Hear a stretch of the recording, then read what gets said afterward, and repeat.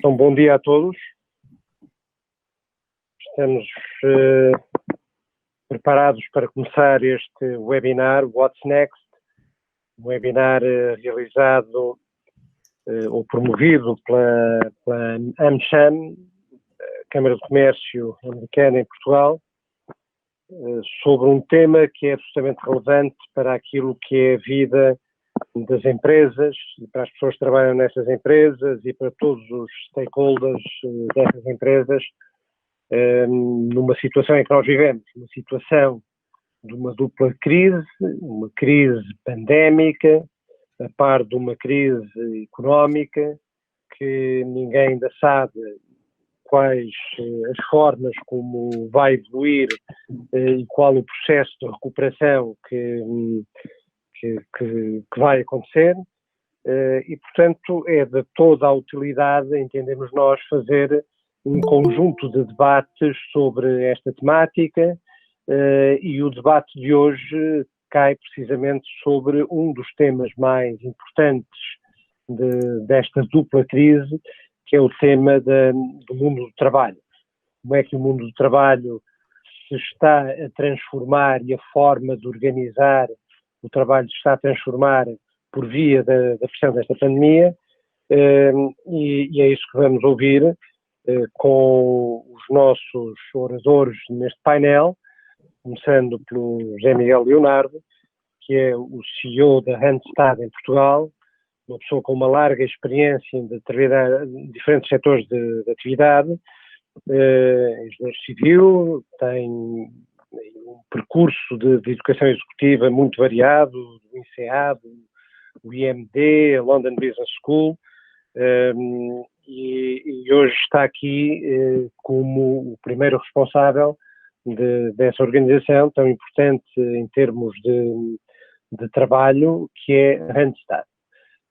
Temos também o Pedro Duarte, também subejamente conhecido, neste momento aquilo que se chama o diretor de Corporate External Legal Affairs da Microsoft em Portugal, também integra o European Government Affairs Team da Microsoft, já foi secretário de Estado da Juventude nos governos do 16º Governo Constitucional, é também membro da direção da Câmara de Comércio Americana e preside ao Conselho Estratégico da Economia Digital da CIP. Portanto, temos aqui duas pessoas muito qualificadas, um mais na prestação de serviços a grandes empresas e outro muito do domínio da tecnologia. Eu, como alguns saberão, sou membro do Conselho Executivo da EDP, também levo a cabo, tenho responsabilidades áreas de tecnologia e áreas neste caso, tudo o que tem a ver com o desconfinamento e o confinamento, portanto, todo este programa de contingência que surgiu por via do Covid, e, portanto, sinto-me relativamente à vontade também para participar neste debate.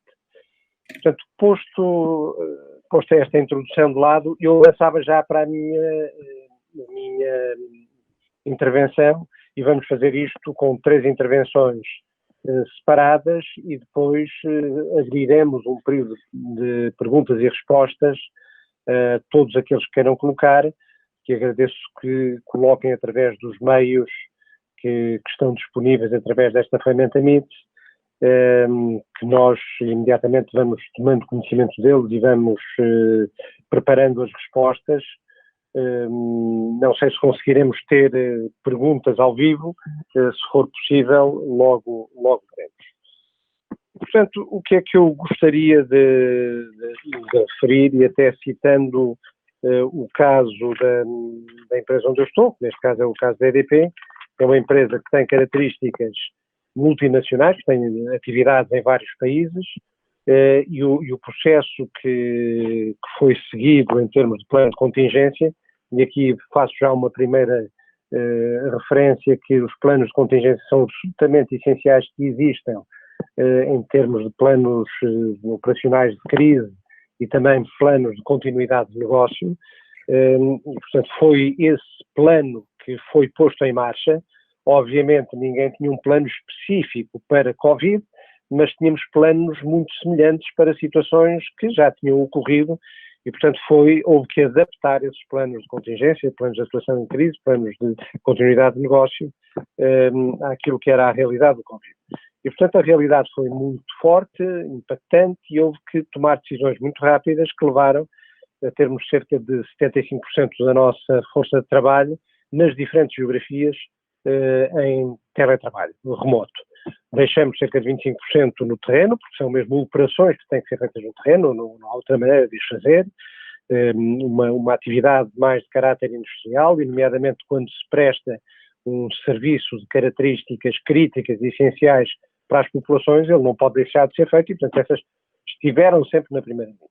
Estiveram na primeira linha, obviamente, com todas as proteções que foram disponibilizadas, todas as formas de organização de trabalho que tiveram que ser adaptadas, mas os outros 75% tiveram que estar, de facto, confinados, e aqui foi um grande primeiro teste à resiliência dos sistemas, porque ter sistemas com 4 mil pessoas em Portugal a trabalhar em remoto, de repente, e em termos globais, em termos mundiais, 8 mil pessoas em remoto, sendo que os sistemas estão todos integrados e articulados uns com os outros, como sabem, como presumirão, foi um grande teste de robustez real. E, de facto, conseguimos ter uma capacidade de resiliência muito boa, não houve quebra de performance, houve todo o recurso, em primeiro lugar, àquilo que são soluções cloud. E aqui as soluções cloud ajudaram muito, porque não houve qualquer perturbação na forma de trabalhar com tudo que eram soluções que já estavam na cloud, é para isso que ela também existe.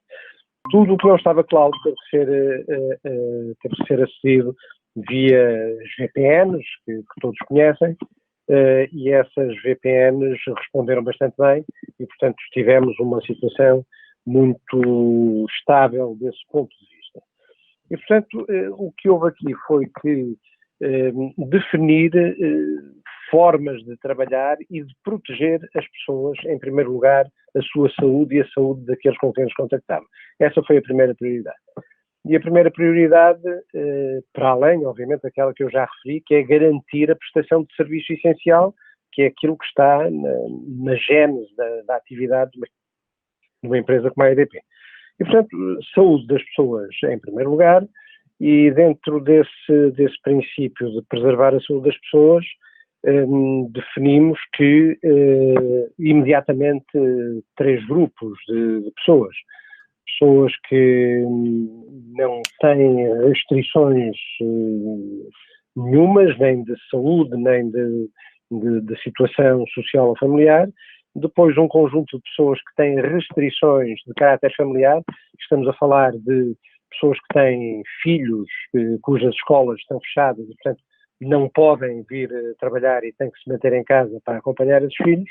E um terceiro grupo, que é o grupo de risco, de pessoas que têm determinado tipo de doenças, isso associado também à idade, etc. Então foram definidos um conjunto de grupos de risco e foram definidos diferentes níveis de proteção para essas pessoas.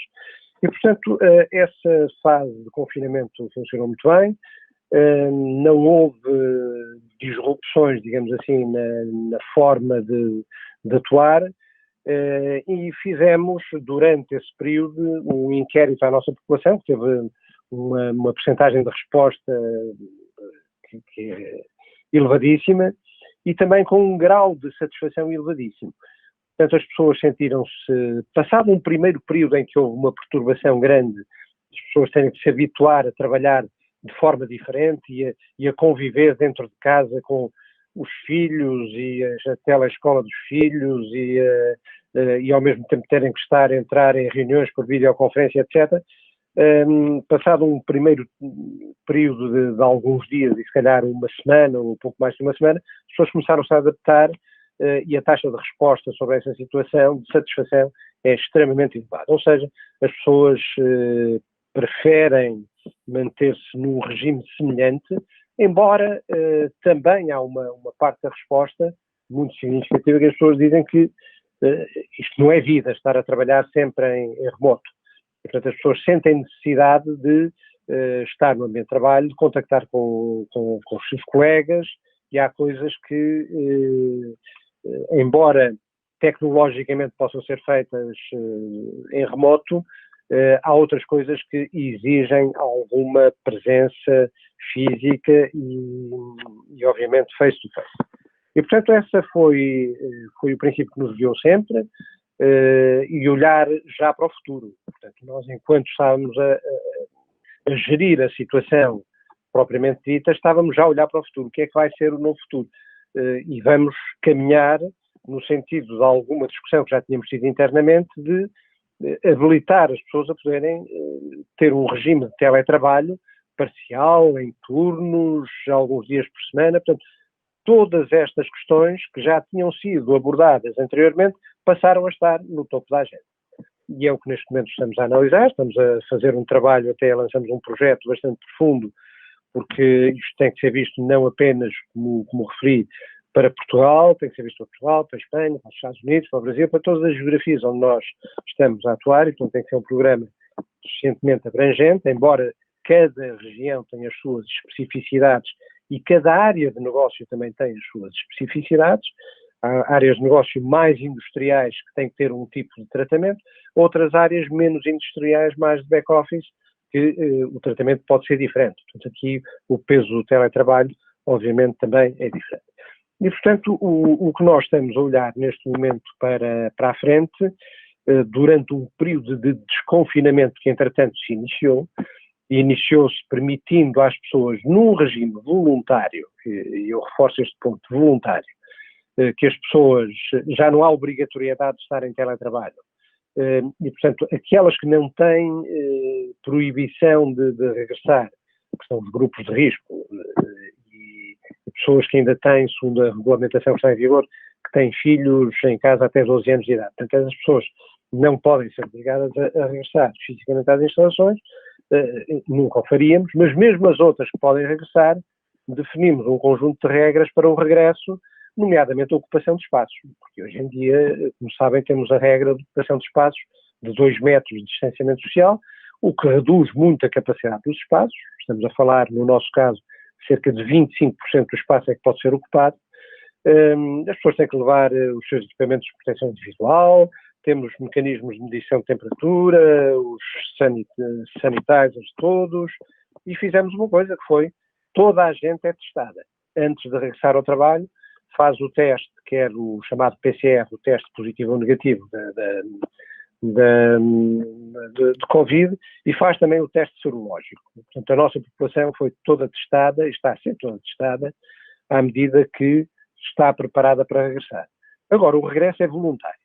Ninguém é obrigado a regressar, e estabelecemos isto até ao final de julho. No final de julho reavaliaremos a situação e já veremos como é que as coisas estão a evoluir, e já percebemos que, no caso português, a evolução não é igual em todo lado. Aqui na zona à volta de Lisboa é bem diferente do resto do país, mas também temos que ter em atenção as outras geografias onde estamos presentes, por exemplo, o caso espanhol, que aparentemente estará controlado, mas eu digo aparentemente, porque a situação foi bastante mais grave do que a solução portuguesa, e, portanto, há que ter cuidado nesta rapidez como a coisa se estabiliza, e muito particularmente no caso do Brasil, em que ainda está em franco crescimento, e os números que nós temos todos os dias crescem a uma velocidade grande. E, portanto, dentro deste princípio, olhamos para o futuro, e eu gostaria de entrar na fase final daquilo que é a minha intervenção, dizendo que o futuro ainda não sabemos, ainda não temos um modelo totalmente fechado. Agora, uma coisa que sabemos é o seguinte: o trabalho remoto veio para ficar, e, portanto, haverá claramente situações e regras estabelecidas para que as pessoas possam trabalhar remotamente em regime de rotação, alguns dias por semana. Portanto, são modelos que estão a ser estudados e obviamente discutidos até com os representantes dos trabalhadores, porque uma grande empresa como a EDP tem que estar permanentemente em diálogo com as entidades que representam os trabalhadores e que têm tido uma atitude absolutamente cooperante. Temos também a necessidade de rever modelos operativos. Portanto, a chamada reengenharia de processos, que todos nós sabemos que muitas vezes tem que ocorrer, agora a realidade força mesmo a que ela aconteça. E, portanto, é esta a oportunidade que existe para rever processos, para rever formas de trabalhar, aligeirando e chegando a situações que pensamos que vão ser bastante mais eficientes do que aquilo que existia no passado. Portanto, o teste em tempo real conseguiu demonstrar isso. E, portanto, esta reengenharia de processos, esta reorganização dos modelos operativos também. Também aquilo que nós chamamos a revisão do modelo das infraestruturas, e também é um ponto que todos conhecemos. A ocupação de espaço já não vai ser o que era no passado. Provavelmente não vamos precisar de tanto espaço. Provavelmente vai existir mais o conceito de espaço partilhado. E, portanto, tudo isto faz parte também é mais uma variável para entrar na equação daquilo que é o futuro modelo. Também a forma de trabalhar das pessoas é diferente. As pessoas cada vez mais têm que estar equipadas de ferramentas digitais que garantam a mobilidade, portanto, poderem trabalhar, seja no seu smartphone, seja no seu iPad, seja no seu notebook, seja onde for, em casa, no transporte, no escritório, onde for necessário, de forma diferente daquilo que existiu e, portanto, cada vez mais estão a acelerar soluções digitais para que o modelo de trabalho seja diferente.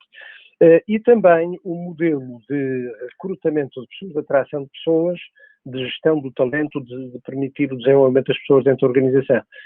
Tudo isso ganha contornos diferentes por via desta pressão da tecnologia, que de facto abriu aqui um caminho, uma autoestrada para novos modelos de negócio.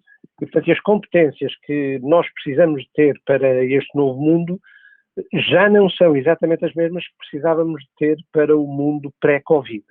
E, portanto, há aqui também uma corrida para ir buscar talento com estas características, para reciclar o talento que já temos cá dentro e que precisa de algumas atualizações pelas novas soluções tecnológicas que vão aparecendo, e descobrindo, eu terminava dizendo aquilo que são os próprios modelos de negócio, de relacionamento com os clientes, de relacionamento com os parceiros, sejam fornecedores, sejam outros parceiros institucionais, e, portanto, esta digitalização veio permitir toda esta nova forma de atuar, e, portanto, estamos no meio de uma revolução que a tecnologia esteve aqui no meio a ajudar muito e potencia, achamos nós, uma oportunidade enorme de rever modelos de negócio, modelos operativos, skills das pessoas que trabalham nas organizações,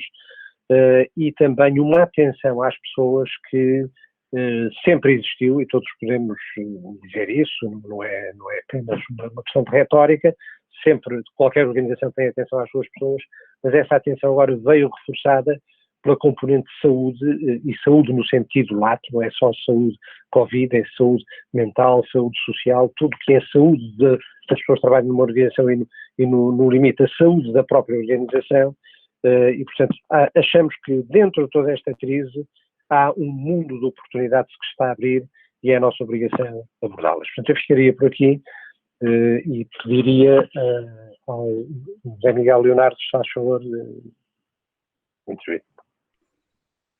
Muito bom dia, obrigado António, bom dia Pedro e bom dia a todos os que nos estão a ver e ouvir remotamente, através destas possibilidades tecnológicas que nos são postas à disposição. E eu penso tantas vezes o que teria sido da civilização se esta pandemia horrível nos tivesse apanhado numa fase de desenvolvimento tecnológico aqui há uns 10 ou 15 anos atrás, certamente as dificuldades que hoje estamos a sentir multiplicar-se-iam por um valor muito grande e teria sido tudo muito mais difícil, ainda mais difícil. Claramente, há aqui uma dimensão que esta pandemia veio atingir fortemente, e esta dimensão é a dimensão humana. E eu começo por referir a isto porque é fácil distrair-se com outras consequências colaterais, nomeadamente a consequência que está a ter já hoje na economia. É um choque muito grande, mas, mais uma vez, as vítimas ou potenciais vítimas deste impacto económico serão novamente as pessoas. E são as pessoas que numa primeira fase, foram protegidas e bem. Aliás, António, obrigado por esta introdução, porque ela, de facto, cobre 360 graus, digamos, todas as dimensões desta situação em que nos encontramos.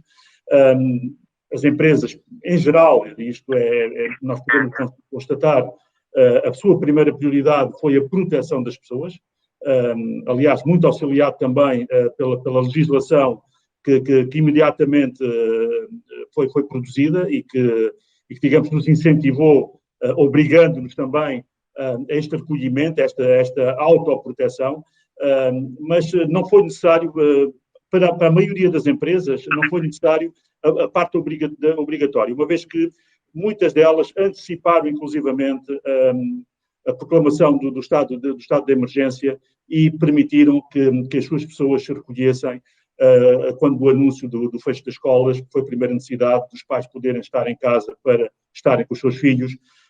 Felizmente também, como já disse, a tecnologia já permitia que o trabalho remoto fosse possível, mas convenhamos numa coisa, não foi planeado.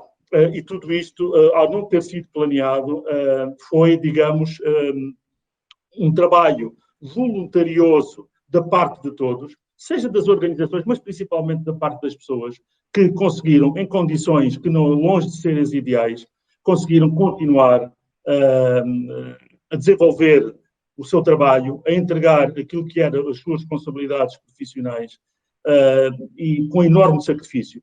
Com enorme sacrifício porque, de facto, para além das condições físicas das nossas casas, não estar em princípio, desenhado para longas horas de trabalho, desde a ergonomia, enfim, também alguns dos elementos fundamentais sejam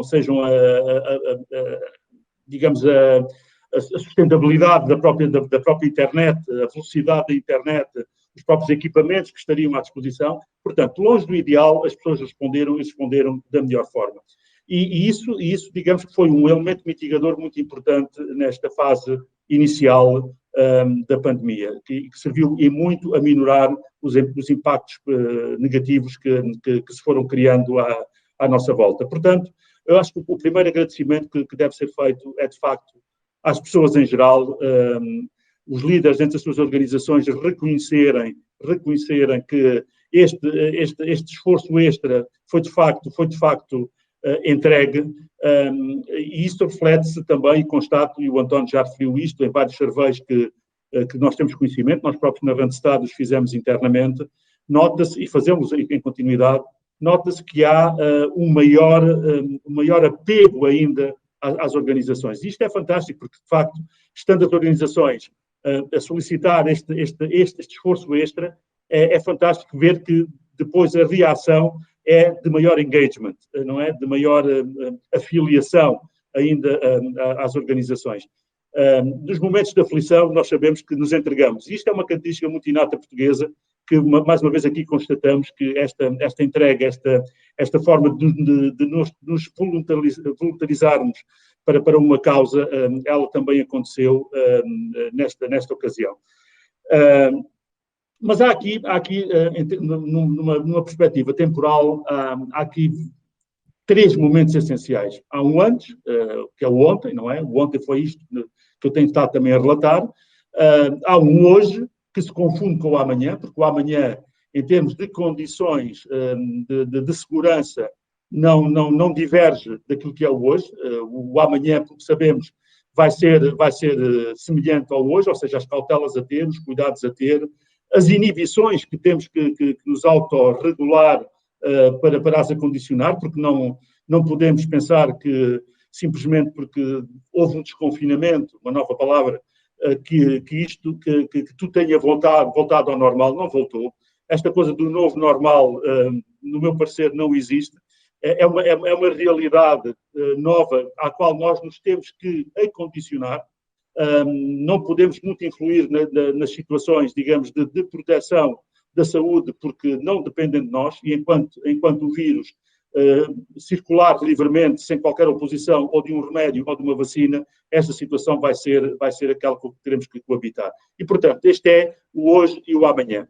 Mas temos que também, já hoje, começar a pensar no depois de amanhã. E o depois de amanhã, não há dúvida nenhuma, vai ser enormemente impactado por esta experiência de vida que singularmente e coletivamente estamos a ter. O amanhã vai ser muito diferente do ontem. Definitivamente muito diferente. E isso, mais uma vez, vai impactar no fator humano. Desde logo no trabalho. Já o estamos a sentir em pleno, e apesar de haver ainda os paliativos do layoff, a verdade é que já começam a haver sinais bem tangíveis do crescimento do desemprego. E observando a realidade, e nós da nossa posição na Randstad temos o privilégio de tocar em todo o panorama do tecido económico português, temos vindo a sentir isso precisamente na parte dos nossos clientes. Temos empresas que reduziram para mínimos perto do zero, nomeadamente a hotelaria, durante muito tempo, a própria restauração, mas também em algumas indústrias, obviamente, não basta ter vontade ou ter saúde. É preciso que haja a procura. E estamos numa crise que toca as duas dimensões da economia, toca a procura e toca a oferta. As empresas só podem produzir se houver escoamento dos produtos que produzem. E, de facto, há uma inibição grande na aquisição, na volta à tal normalidade, na aquisição de uma infinidade de produtos. Ao mesmo tempo que outros tiveram um crescimento especial, exponencial até, nomeadamente através das vendas remotas pela internet. E é nesta amálgama de situações que são dispares entre elas, mas cujo resultado final resulta num déficit de oferta de trabalho. De facto, eu posso partilhar que na nossa dimensão de recrutamento especializado, inclusivamente processos que já estavam a decorrer foram suspensos, foram parados, já para não falar de novos processos que estão a acontecer de forma muito pontual, porque as empresas, neste momento, a menos que tenham uma imediata necessidade, digamos, os seus próprios planos de crescimento e de investimento, também eles estão suspensos. E, portanto, toda a necessidade de reforços de recursos humanos, de talentos, também ela se viu suspensa. E, portanto, é nesta suspensão que estamos um pouco hoje a viver. Mas temos que olhar para o lado bom da coisa, porque o teletrabalho, que já foi aqui falado, era uma realidade que não foi inventada agora, claramente, não é? Já existia, inclusivamente em corpo de lei. E muitas empresas já o praticavam. Nós, na Randstad, já há 2 anos para cá, que vínhamos a praticar um dia por semana de trabalho a partir de qualquer local. Era este work from anywhere, como nós lhe chamávamos. As pessoas concordavam com as suas FIAs e um dia por semana podiam trabalhar de onde quisessem.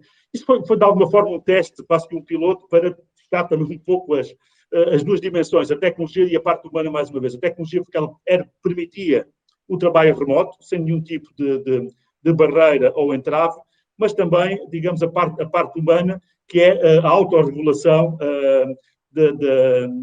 da disciplina, que continua a ser necessária, porque há um dia de trabalho não no escritório, mas fora dele. Isso certamente ajudou, mas a realidade presente e futura vai ser, e aqui sim, no futuro, de forma menos atabalhoada do que foi esta inicial, que quando começámos todos, quando tivemos todos que nos refugiar nas nossas casas, de uma forma mais organizada, de uma forma mais metódica, com alguns processos e alguns procedimentos também que têm que ser, obviamente, também bem estruturados. Isso já foi também referido pelo António. Mas veio para ficar, certamente. E veio para ficar com todos os seus benefícios. Com o benefício de permitir um melhor equilíbrio entre a vida pessoal e a vida profissional. Este parâmetro, nos surveys sucessivos que nós temos levado a cabo a propósito do Employer Brand Research que a Randstad iniciou no ano de 2015 em Portugal, e temos feito todos os anos. Este parâmetro tem vindo a ser um parâmetro de importância crescente, mas sempre no top dos três primeiros, que é a procura e a necessidade que os trabalhadores têm de ter um melhor equilíbrio entre a vida pessoal e a vida profissional. Claramente, o trabalho remoto tem tudo para poder, quando bem utilizado, vir auxiliar neste melhor equilíbrio. Mas também na flexibilidade de horários, na flexibilidade de dias de trabalho, na flexibilidade que em geral, e em resultado disso, vai permitir também ela adaptarmos melhor o nosso tempo às necessidades de trabalho e às nossas próprias necessidades individuais. Para que isso aconteça, no entanto, e mais uma vez o fator humano, é necessário que as organizações também elas se adaptem e que permitam que essa flexibilidade possa existir, que essa autodisciplina possa ocorrer, e aqui o elemento fulcral, e talvez o mais difícil que desenhar os processos, mais difícil que desenhar os procedimentos, é que as nossas lideranças, também elas, sejam capazes de liderar numa realidade totalmente diferente daquela que até agora vinha sendo utilizada. Nós temos, infelizmente, e mais uma vez resulta também de uma observação que nós temos o privilégio de poder fazer, existem ainda muitas FIAs que estão demasiado concentradas nos inputs, ou seja, estão demasiado preocupadas em controlar que o trabalho seja efetuado. Menos preocupadas, ou provavelmente de uma forma muito desequilibrada, preocupadas com os outputs, ou seja, com os resultados que efetivamente e individualmente cada um dos colaboradores das organizações tem que entregar. Isto leva-nos, porventura, até a outro tipo de discussões, enfim, da graduação do desempenho, da avaliação que é feita ao verdadeiro desempenho individual dos trabalhadores nas organizações, mas que, sendo assuntos que já estavam, digamos, nas agendas das empresas, carece agora de maior urgência, porque não é pensável que a liderança possa ser executada de igual maneira no futuro daquela que era feita até aqui. Voltando só muito rapidamente e para terminar, na minha divisão dos tempos do ontem, o hoje e amanhã e o depois da amanhã, voltar um pouco aqui ao hoje e ao amanhã. O hoje e o amanhã são importantíssimos. São importantíssimos também que nós consigamos normalizar a realidade em que estamos envolvidos enquanto organizações. Nós temos que retirar o medo de qualquer equação. Não podemos permitir que o medo se apodere do ambiente dentro das empresas. Não deve haver medo. Deve haver, no entanto, cautelas. Deve haver cuidados. E estes cuidados têm que estar bem assegurados e bem desenhados. Tem que haver protocolos bastante rigorosos que permitam o regresso em segurança às pessoas aos seus locais de trabalho. E os locais de trabalho são imensamente dispares. Desde um escritório a uma fábrica, trabalhos na agricultura, enfim, na própria construção civil, que está neste momento debaixo de mira, porque de facto tem vindo a ser detectado, segundo as autoridades, focos de contágio muito fortes nestes âmbitos, onde há muita concentração de pessoas, mas concentração de pessoas dão-se em vários locais de trabalho e várias tipologias. E é esses cuidados que têm que ser feitos, tem que se desenhar protocolos muito específicos, muito rigorosos, e da mesma maneira que o António exemplificava que, nesta nova realidade, a taxa de ocupação do escritório, no caso da EDP, foi dito, é de 25% em comparação com aquilo que era antes. No caso já agora partir também no caso da Randstad, é de cerca de 33%, portanto um terço daquilo que era anteriormente. Claramente que isto deixa claro que são necessários protocolos concretos. Portanto, a medição da temperatura, os testes, no caso da EDP, foram feitos antecipadamente ao regresso, mas também a flexibilidade de manter isso como regime quase de voluntário, não é? Só regressa quem tem que regressar ou quem acha que tem condições para poder regressar. Nas indústrias é um pouco mais difícil, porventura, porque há muitas ocupações profissionais que requerem presença física, não pode ser de outra maneira, não é? Como alguém diria, não posso levar o carro para montar em casa, não posso levar a máquina de produzir iogurtes para casa. Portanto, eu tenho que estar nas instalações, tenho que estar no meu posto de trabalho. Portanto, mais evidente se torna que quão importante um protocolo de segurança adequado à proteção de contágio é importante. A Randstad, em abril último, conjuntamente com as 3 maiores empresas de serviços de recursos humanos mundiais, uniram-se, a Randstad, a Manpower e o Adecco Group, a nível global, uniram-se num esforço de recolherem as melhores práticas que estavam a ser levadas a cabo em qualquer parte do mundo no que diz respeito ao desenvolvimento de protocolos para o regresso ao trabalho. Este esforço foi chamado a Aliança para o Safely Back to Work, e isto produziu logo de imediato, nas primeiras semanas, conseguiram ser coligidos cerca de 400 protocolos diversos, de diversas realidades, em 5 setores diferentes industriais. Isto serviu de ajuda, serviu digamos, de trigger, de incentivo a que continuássemos todos, e agora já a nível nacional também, a continuar a identificar esses mesmos protocolos, desenvolvimento desses mesmos protocolos. A Randstad tem, neste momento, tem acesso a cerca de 900 protocolos diferentes, que, desde já, colocou à disposição das empresas em geral, de qualquer setor.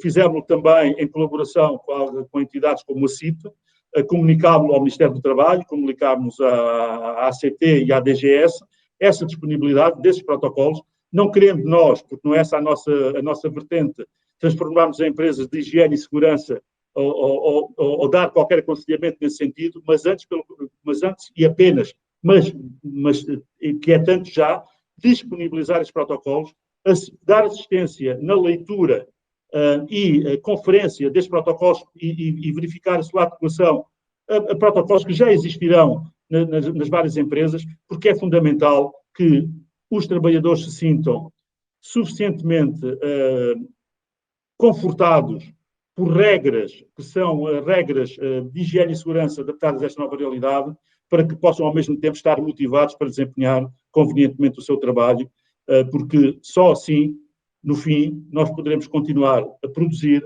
poderemos continuar a consumir, poderemos continuar a ganhar o direito a ter um trabalho, a poder auxiliar com isso a economia e, como consequência, podemos mitigar e mais rapidamente recuperar desta forte desaceleração económica que nos atinge já hoje e continuará, infelizmente, nos próximos meses a assolar, com um impacto social que é de antever, que será importante e impactante, e, portanto, minorar e acelerando essa mesma recuperação.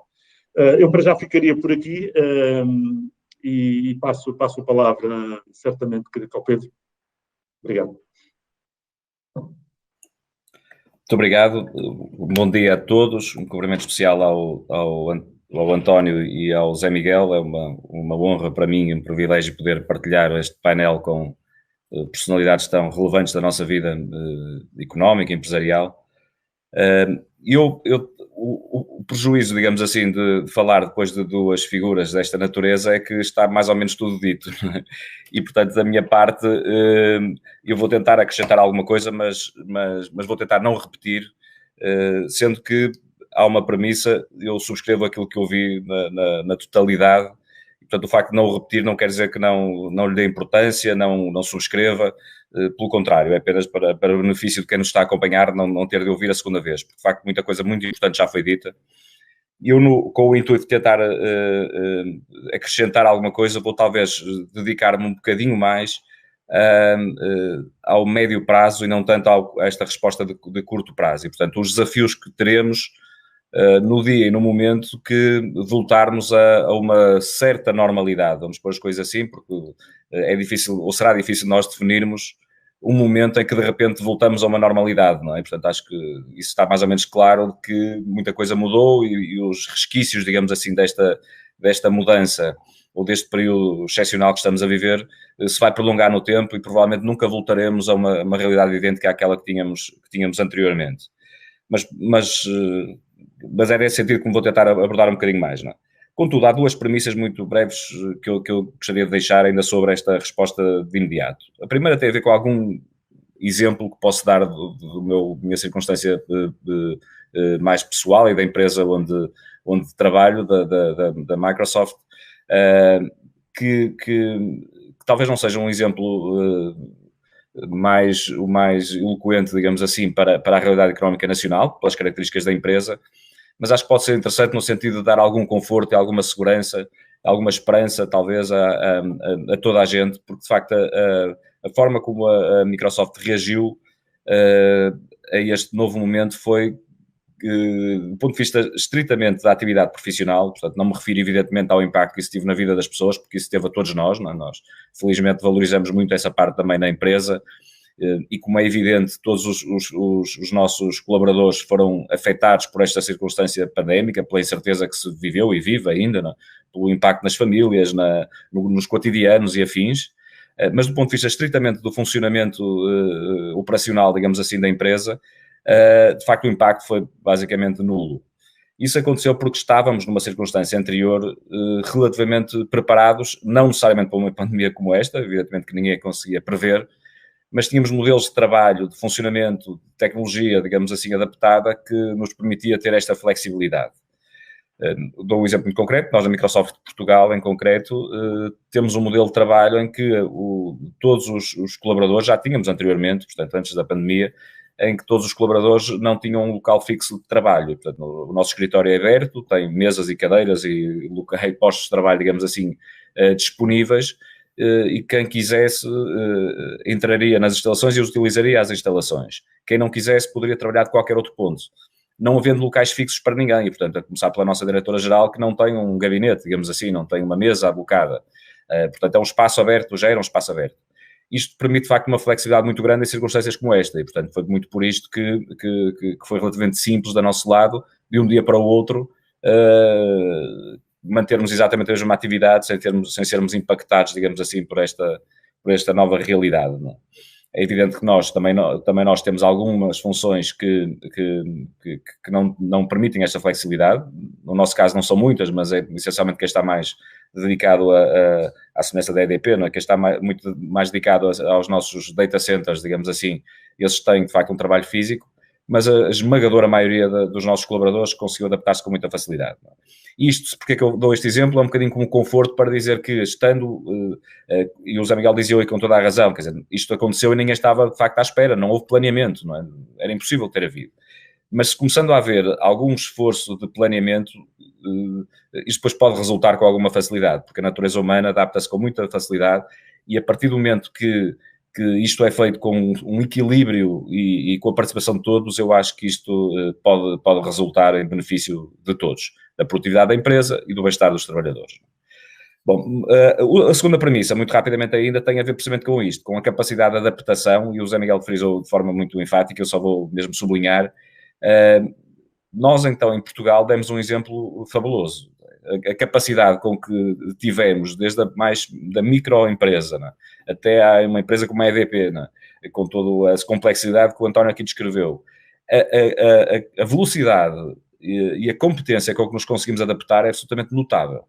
E isto é muito importante e muito bom, por isso é que eu sublinho isto, porque os tempos que aí vêm são tempos quer dizer, a incerteza é que é o novo normal, não é?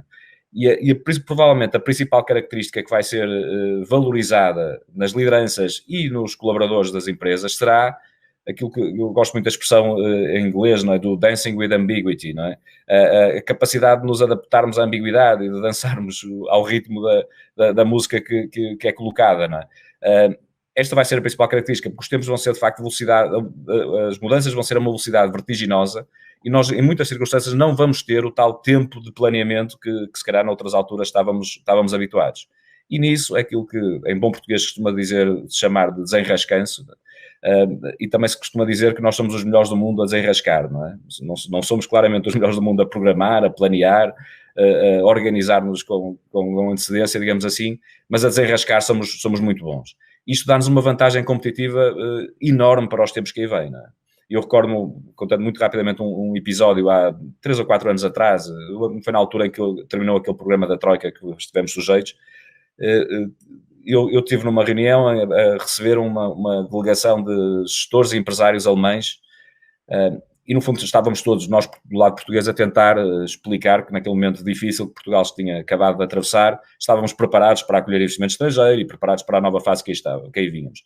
Eu lembro-me de ter contado, de facto, com alguma espontaneidade na altura, até, quer dizer, hesitei um bocadinho se eu devia fazer, mas expliquei que durante toda a minha vida, nomeadamente escolar, universitária, toda a minha formação, eu costumava ouvir dos meus mentores, professores e afins, dar-nos o exemplo alemão como sendo um exemplo excepcional na forma de organização do trabalho. E muitas vezes acusando o próprio povo português, no bom sentido naturalmente, mas apontando a crítica de que o povo português não tinha esta capacidade de planeamento e é por isso que nós não conseguíamos ter os resultados que os alemães tinham, não é?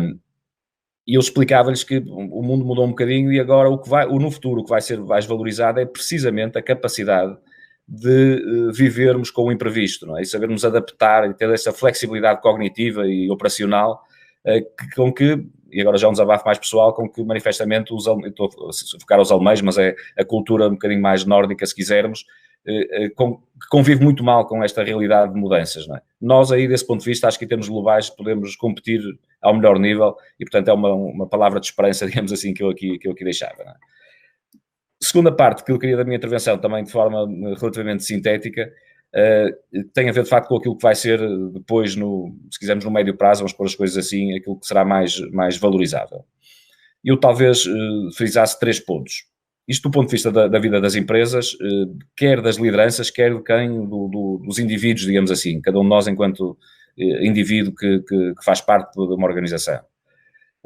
Eu diria, em primeiro lugar, a questão desculpem usar o inglês, mas são realidades novas que nós em Portugal ainda não introduzimos muito no nosso debate público, infelizmente, não é? É a realidade do skilling e, portanto, da formação permanente, da qualificação das pessoas. Isto veio para ficar e acho que esta pandemia vai acelerar de forma evidente aquilo que é esta nova necessidade. Portanto, a formação, seja a formação do ponto de vista mais geral, de olharmos para a população e percebermos que o futuro do país depende da capacidade que tenhamos de reciclar, de requalificar e de qualificar, desde logo, a nossa sociedade, será este o ponto-chave, mas também dentro de cada organização perceber-se aquilo que, aliás, quer o António, quer o Zé Miguel já referiram, capacidade que tem de haver de preparar as pessoas internamente, algumas até reafetá-las para novas competências, não é? Neste novo mundo, não é? E há aqui realidades novas que estão a aparecer, que aliás será um desafio para as instituições de ensino, que não sei se já estarão a olhar bem para isto, não é? Mas este tipo de skilling será cada vez mais online, de forma remota, até por economia de tempo, entre outras coisas, não é? E até às vezes de eficiência, não é? Do próprio conhecimento que é transmitido, e será cada vez mais low cost. E, portanto, formações se calhar mais breves, mais baratas, dadas online para não perturbarem o dia-a-dia das pessoas, quer profissional, quer pessoal, será a nova realidade, digamos assim, que temos pela frente. Uma segunda tendência tem a ver com vamos chamar-lhe as working conditions, as condições de trabalho. Isso passa, também já aqui foi abordado, muito pelas matérias, desde logo de saúde e de segurança no trabalho, são fundamentais, e a saúde é, desde logo, porque esta pandemia teve um impacto nas pessoas e, portanto, mesmo que venhamos a descobrir uma vacina e o vírus venha a ser eliminado, digamos assim, na nossa realidade, eu acho que o mindset das pessoas vai continuar a estar muito mais alerta para potenciais novos vírus, novas epidemias e outro tipo de riscos dessa natureza, mas tem a ver com, isto é uma das vertentes, portanto, mais sanitária, se quisermos, mas há uma outra vertente de health ou de saúde que tem muito a ver com outro tipo de realidades. A questão da saúde mental talvez seja desde logo a mais óbvia, não? Que é uma realidade para a qual todos temos de despertar e devemos despertar também dentro das organizações, não é? A forma de cuidar da saúde, de outras vertentes de saúde dentro dos colaboradores, dos nossos colaboradores, digamos assim, não é? Mas para além desta questão do health and safety, da segurança e do trabalho, digamos assim, há as matérias, também o Zé Miguel falou delas e muito bem, que têm a ver com o work-life balance, com o well-being, e peço desculpa por continuar a usar as expressões em inglês, mas como digo, se eu os uso em português talvez não seja tão apreensível à partida, porque ainda não estão ainda muito no nosso cotidiano, pelo menos fora de algumas organizações ainda não estão manifestamente, mas tem a ver de facto com este equilíbrio familiar, com preservar-se a qualidade de vida das pessoas, de aquilo que é muito óbvio, se calhar hoje para todos nós, aquela coisa do ligar e o desligar, porque o teletrabalho levanta muitos desafios a este respeito, e eu sou claramente um fã indefetível do trabalho remoto, mas ele também tem riscos e, portanto, nós temos de saber gerir e saber lidar com ele de uma forma que se calhar ainda nos estamos a adaptar, ainda estamos a aprender um bocadinho a lidar com ele. Não é? E, portanto, tudo isto é importante. Não é?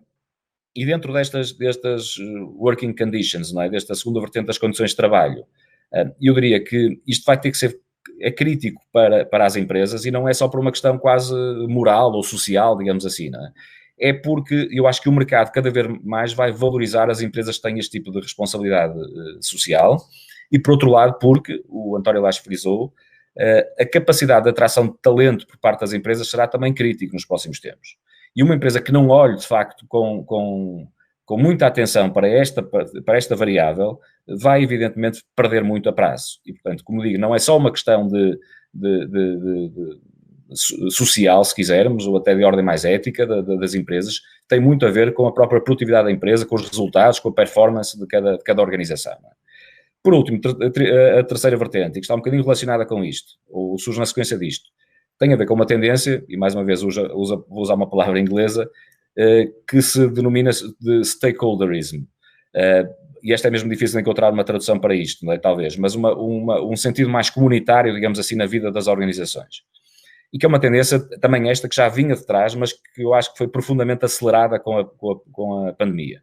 Aliás, não deixa de ser curioso que em janeiro passado, na Cimeira, na reunião de Davos, este foi o tema crucial. Na altura pouca gente percebeu e quase não se deu relevância a isso, porque na altura, apesar do vírus já estar bem implementado na China, sabe-se hoje, a verdade é que estava muito longe das nossas ideias, não é? Um problema associado a uma crise pandémica, não é? Mas já foi o tema, não é? Isto porque é precisamente por aquilo que eu dizia há pouco. Acho que hoje em dia, cada vez mais, aquilo que é a inserção e a preocupação das organizações para aquilo que é o bem-estar comunitário, não só para aquilo que é se quisermos, o bem-estar dos seus acionistas, mas ter uma visão um bocadinho mais de 360 sobre aquilo que é o seu impacto na sociedade. O impacto nos trabalhadores, desde logo, nos seus colaboradores, o impacto nos clientes, o impacto em parceiros, o impacto nos governos e, portanto, nos setores públicos, o impacto, no fundo, da sociedade em geral. Isto passa, evidentemente, pela questão ambiental, desde logo, do impacto ambiental, esse talvez seja o mais óbvio aos olhos de todos nós hoje em dia, mas há muitas outras vertentes, não é? E volto a referir, isto não é só por uma questão de haver uma atitude ética diferente do que existiu no passado e que, como nós sabemos, em alguns casos nos conduziu até uma crise financeira de natureza muito grave há cerca de uma década atrás. Mas não é só isso, de facto tem a ver com, hoje em dia, o resultado da empresa será melhor quanto mais souber olhar para estas vertentes mais diversificadas, digamos assim, não é?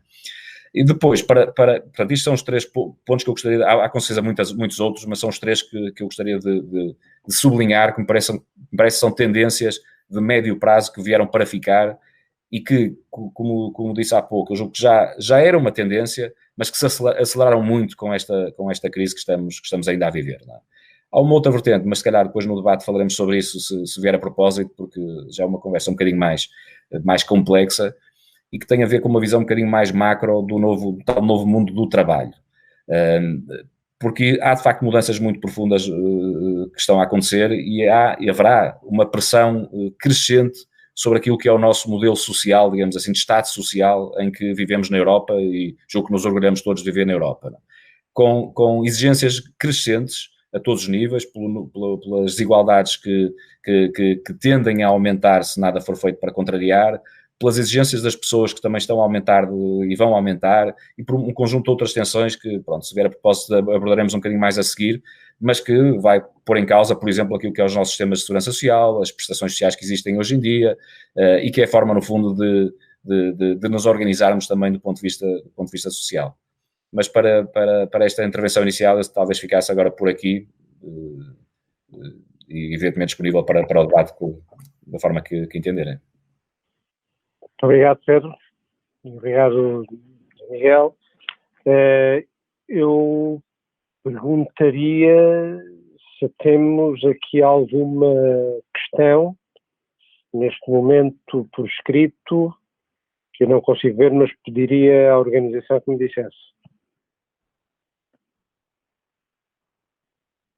Neste momento não há questões. Então, se calhar, para terminarmos, porque o espírito destes webinars é serem curtos, 1 hora, no limite 1 hora e um quarto, e estamos precisamente a terminar o período de intervenção e o período de 1 hora. Eu lançava só uma questão que talvez pegasse neste ponto que o Pedro acabou de referir, o impacto nos sistemas, no sistema social que nós conhecemos até hoje, que foi construído durante o século XX, de proteção dos trabalhadores, dos esquemas de segurança social, da assistência na saúde, tudo isto que é financiado ou através de impostos, ou através de contribuições das pessoas que estão no ativo para os fundos da segurança social, e tudo baseado muito em contratações coletivas de trabalho, embora cada vez mais há contratações individuais, etc. Mas este modelo pode estar a começar a ficar em causa. E, portanto, é preciso olhar, de facto, para a sustentabilidade dos mecanismos que foram criados, e, em particular, sobre a segurança social. A segurança social que é, digamos, aquela rede de proteção para as pessoas, quer quando terminam a sua vida ativa e, portanto, para a sua reforma. A reforma é essa que cada vez mais terá tendência a acontecer mais tarde, porque por uma coisa boa, que a esperança média de vida vai crescendo, não é? Obviamente, mas também porque a segurança social também tem a função de acompanhar aqueles que, ao longo do seu percurso ativo, ou têm azares, ou têm incapacidades, têm acidentes, e, portanto, há todo aqui um universo de soluções que os sistemas que foram criados naquilo que se chamava o welfare state do século XX começam a entrar em stress, e é preciso arranjar novas soluções, porque, penso eu, não podemos cair no regime selvagem, voltarmos a deixar de ter estes esquemas de proteção sociais, e isso leva também a um tema que é o tema mais profundo, que acho que o Pedro também tocou, que é o tema depois da própria criação e redistribuição da riqueza. Porque as desigualdades começam a aparecer, porque há aqueles que são muito aptos, lá está, têm muitos skills, são aqueles que são mais procurados e terão sempre mais saída no mercado de trabalho, mas depois há um pelotão de outros que, se não forem capazes ou não tiverem acesso poderão ficar para trás, e, portanto, cria-se ainda mais distanciamento entre estes grupos, e isso coloca questões de sobrevivência, da riqueza, dos mínimos indispensáveis para as pessoas viverem. Portanto, há aqui um tema político-social que eu deixava aqui aos meus colegas de painel, essa questão, para terminarmos só com uma reflexão sobre este ponto. António, é algo que creio que já nos preocupa um pouco a todos. Aliás, esta preocupação com a sustentabilidade da segurança social era algo que já vinha de há muitos anos esta parte, que se procurava este equilíbrio e que com a inexistência de garantias como é que iria ser o futuro, e com sucessivas alterações também, digamos, na própria lei e na aplicação desses próprios benefícios. Eu, infelizmente, não tenho solução. Assola-me a dúvida e a preocupação de como é que vai ser.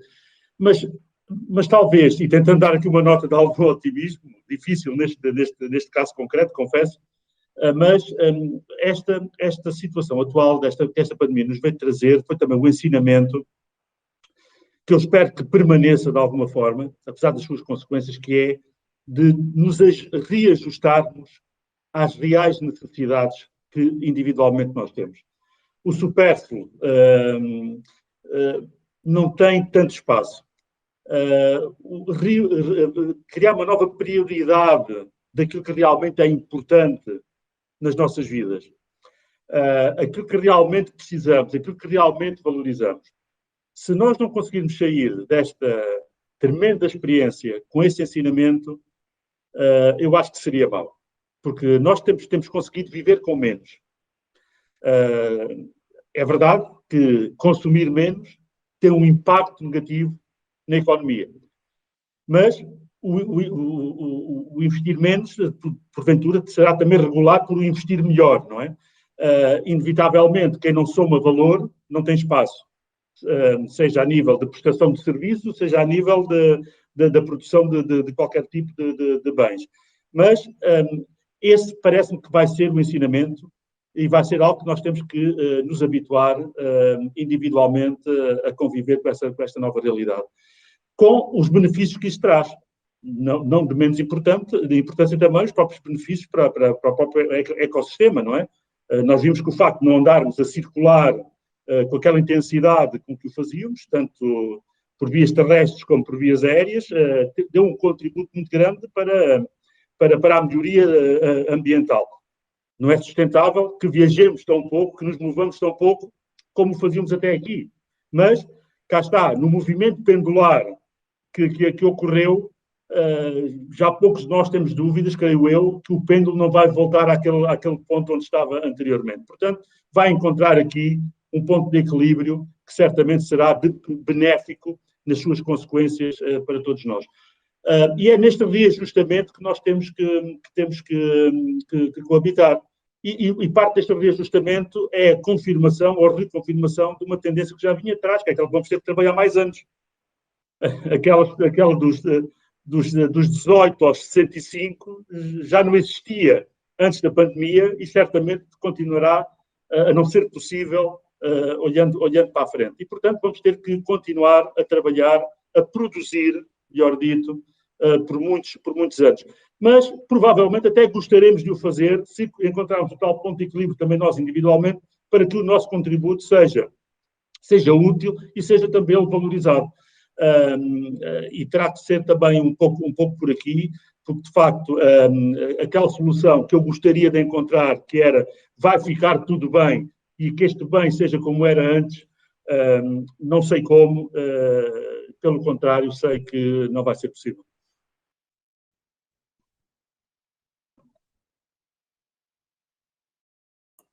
Peço desculpa, estava com o micro desligado. Eu tentando também complementar aquilo que o José Miguel disse, eu diria que hoje é mais ou menos claro para nós que a natureza dos empregos, quer dizer, a natureza vai mudar, não é? Isso não significa necessariamente que vamos ter menos empregos no futuro do que temos hoje. Em todas as transformações tecnológicas que tivemos, aconteceu exatamente o contrário. Portanto, pelo menos a prazo, verificou-se que aumentou o número de empregos. Nesta não sabemos o que vai acontecer, como é evidente, mas há uma coisa que é relativamente, no meio desta incerteza, que é relativamente óbvio para todos, é que a natureza das funções, das tarefas, dos trabalhos, dos empregos, vai transformar-se, não vai ficar igual. Isso já está a acontecer, de forma, aliás, muito intensa, e tende a agudizar nos próximos anos, de forma, aliás, exponencial, não é? Esta transformação tem uma característica, é que, não, ao contrário do que muitas vezes se pensa, nomeadamente quando se faz a apologia, como eu faço, da qualificação e requalificação das pessoas, não é necessariamente porque vai afetar só os low skills, as pessoas de baixa qualificação. É uma transformação que vai ser relativamente alargada. E a diferença talvez seja entre aquilo que é um trabalho, ou as tarefas mais previsíveis e tarefas mais diferenciadas. As previsíveis tendem a desaparecer, as diferenciadas tendem a ser revalorizadas, não é? Ou mais valorizadas. Um exemplo óbvio que se costuma dar é, por exemplo, a função de radiologista, que é altamente especializada, altamente qualificada, mas que é uma profissão que tende a deixar de existir nos termos que existe hoje, naturalmente. Não é? Será certamente reinventada, mas nos termos que existe hoje tende a desaparecer. Não é?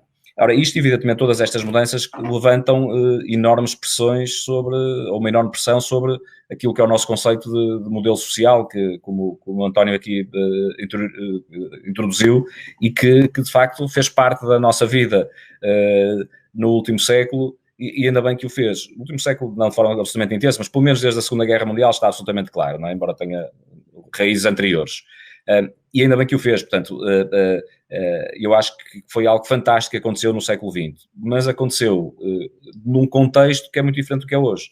O contexto, desde logo, por esta razão que acabei de dizer, mas por uma outra que tem a ver, de facto, com os níveis de crescimento, as taxas de crescimento económico incomparáveis com qualquer outro momento da humanidade que tivemos, de facto, nesta segunda metade do século XX e que não temos hoje em dia. Aliás, a generalidade dos economistas, os prémios Nobel falam-nos na estagnação secular, não é, que vamos ter nos próximos anos e décadas, e, portanto, nós não vamos ter a mesma realidade que tínhamos no passado.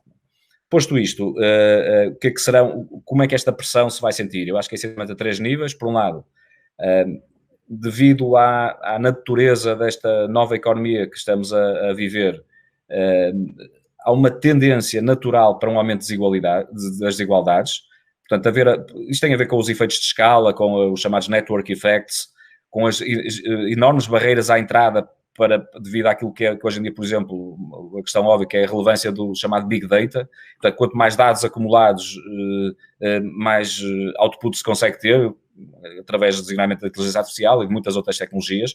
Ora, se há acumulação de dados que é relevante, uma empresa nova que entra no mercado, por exemplo, e que parte com 0 dados, tem imensas dificuldades em atingir. Portanto, há vários fatores desta nova economia que constituem, de facto, barreiras, não é? E, portanto, se nada for feito em contrário, tende a haver uma concentração de riqueza, de facto, em alguns apenas, não é? E isso é um problema, evidentemente, do ponto de vista social, não é? Um segundo tem a ver com as novas necessidades de redistribuição que vão surgir pelo período de adaptação. Há pouco dizia que nós não temos razões para ser pessimistas e achar que o desemprego vai aumentar a prazo, mas neste período de transição e de transformação dos empregos é natural que haja pessoas que vão ter mais dificuldade em fazer esta readaptação.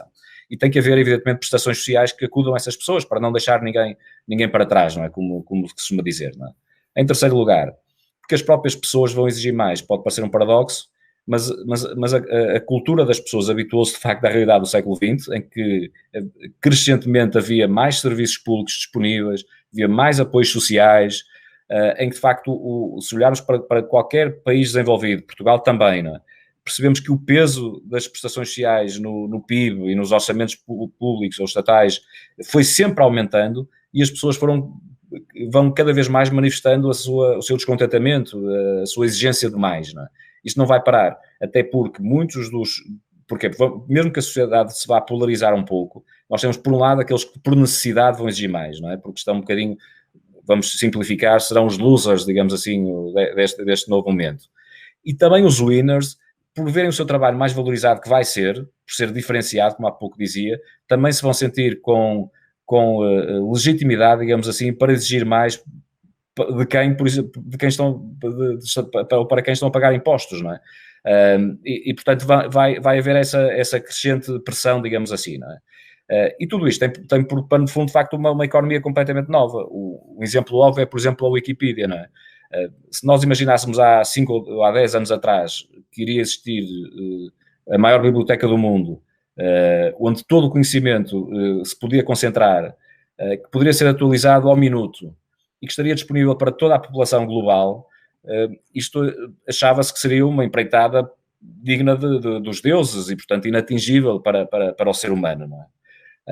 A verdade é que isso acontece hoje, não é? Nós temos nos vossos bolsos, não é, com o nosso telefone, acesso à Wikipedia num segundo, se for preciso, não é? E o mais interessante é que conseguimos fazê-lo de graça, que é notável, não é? A zero, não é? Custo zero, não é? A Wikipedia, de facto, é esta empreitada absolutamente notável da humanidade, não é?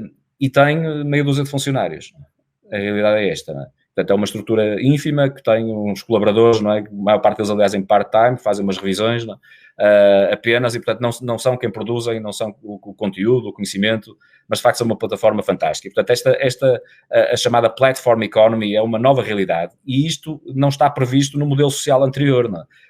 Começa desde logo pelos trabalhadores das platform economies, não têm qualquer espécie de proteção prevista, não é? Porque estão numa terra de ninguém, não é? Como se costuma dizer, não é? E, portanto, eu diria que há, a este respeito, também novos desafios, não é? Na própria relação contratual, não é? Que existe entre empregados e empregadores, que tem a ver com estas novas realidades, estes novos modelos, e com aquilo que eu antes chamava, antes desta pandemia, chamava a territorialidade difusa, né? Que agora é muito mais evidente para todos pela força do teletrabalho, mas a verdade é que a parte territorial vai ser cada vez menos relevante. Né? Nós hoje podemos perfeitamente estar sentados em Lisboa, no Porto ou na Covilhã, estar a trabalhar para uma empresa, se calhar em Xangai, ou uma empresa sediada em África ou nos Estados Unidos. É relativamente fácil. E o oposto também é assim, portanto, uma empresa portuguesa se calhar pode contratar hoje em dia alguém que está na Indonésia ou está em qualquer outro ponto do globo, não é? No Canadá, ou seja onde for, não é? E as próprias cadeias de produção também estão a mudar a esse respeito, não é? O chamado Remote Intelligence, Telerobotics, as realidades aumentadas, a impressão 3D, que vai ter um impacto também muito importante em todas as cadeias de produção. Tudo isto é uma nova economia e tem que se encontrar uma forma de, por um lado, tributar esta nova realidade e, por outro, junto daquilo que é prestações sociais para os indivíduos, para os cidadãos, ter outro tipo de respostas. Eu, tal como o Zé Miguel, evidentemente não tenho uma solução para isto, não seria razoável achar que o tínhamos, mas eu tenho pena e deixo este lamento para terminar, que estes sistemas não estejam completamente fora das agendas mediáticas, das agendas políticas e, devo dizer também, das próprias agendas académicas no nosso país. Acho que o nosso país não é só, atenção, mas neste caso refiro-me evidentemente ao nosso país. Acho que era muito importante começássemos a olhar para estes temas, que são de facto os temas que vão marcar as novas gerações, não tenho dúvidas. Muito obrigado, Miguel, obrigado, Pedro. Eu acho que chegamos ao final com uma matéria justamente essencial para ser discutida no futuro. Portanto, fica aqui um pequeno, digamos, um pequeno appetizer, queria chamar em português, alguma coisa já para começarmos a pensar para um debate futuro. E, portanto, sem dúvida, a AmCham vai olhar para este tema e vai eventualmente começar a preparar uma discussão mais alargada sobre este assunto, que é um assunto absolutamente determinante, como disseram, não é um assunto de agora, porque agora as soluções estão a ser encontradas e nós, portugueses, temos felizmente tido essa capacidade, como tivemos sempre ao longo da nossa história, de encontrar soluções em ambientes muito adversos e adaptar a estes, aquilo que se chama hoje os VUCAs, não é? O mundo volátil, incerto, complexo e ambíguo, e portanto nós temos tido essa capacidade, são aquilo que os portugueses de facto têm conseguido fazer bem, e sem dúvida nenhuma estamos a conseguir fazer e vamos continuar a fazer, mas este é o tema de fundo que tem a ver com o nosso modelo social, o nosso modelo de criação de riqueza, o nosso modelo empresarial, como sociedade, o que é que nós queremos ter no final, e portanto eu deixaria o debate aqui terminado e começando já a pensar nos próximos debates que vamos ter. Muito obrigado a todos os participantes que aqui estiveram e até à próxima. Obrigado. Bom dia a todos.